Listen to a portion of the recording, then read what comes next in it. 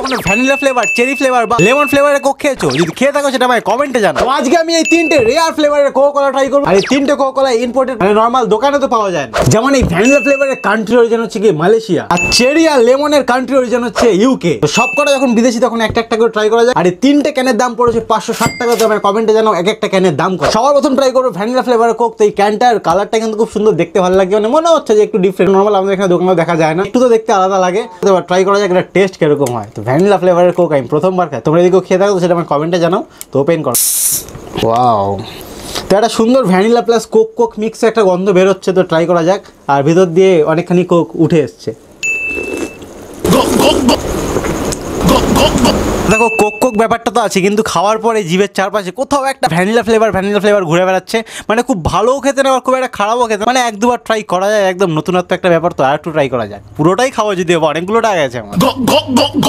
এবার ট্রাই করবো কোকা কোলা cherry flavour. তো এটা কিন্তু কোকা কোলার নামের সাথে একদমই যায় না। চেরি ফ্লেভারের কোকা কোলা, ভ্যানিলাটাও যায় না। এখানে ক্যানের কালার কম্বিনেশনটা খুব সুন্দর, মানে দেখতে বেশ প্রিমিয়াম লাগছে। এবার দেখা যাক এটার টেস্ট কিরকম হয়। বাহ, এটার গন্ধটা অনেকটাই কিরকম বিকট টাইপের লাগছে বাইরে দিয়ে। এটা খেতে কেমন লাগছে?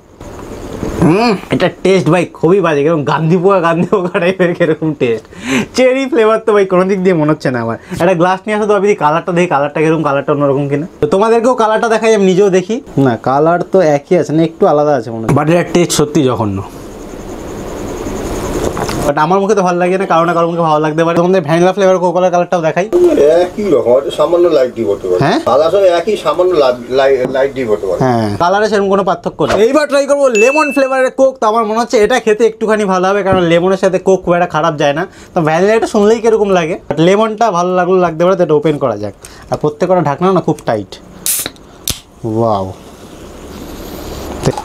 তো এই আমাদের লেমন ফ্লেভারের কোক। তো আমি অনেক বেশি জোরে ঢেলে ফেলেছি। তো ট্রাই করা যাক। কালারে একই দেবো। হ্যাঁ, কালারে কিছু ট্রাই করা যাক। তো এটার টেস্ট একটু ভালো, বাকি দুটোর তুলনায় এটার টেস্ট একটু ভালো। না, এটা সত্যি ভালো। তো দেখো এখানে প্রত্যেক কটার মধ্যেই প্রথমে কোকের যেরকম অথেন্টিক টেস্ট হয়, সেরকম টাইপের টেস্ট মুখে লাগে। আর সেটা যখন শেষের পথে ঠিক সেই সময় এই ফ্লেভারটা তুমি ফিল করতে পারবে।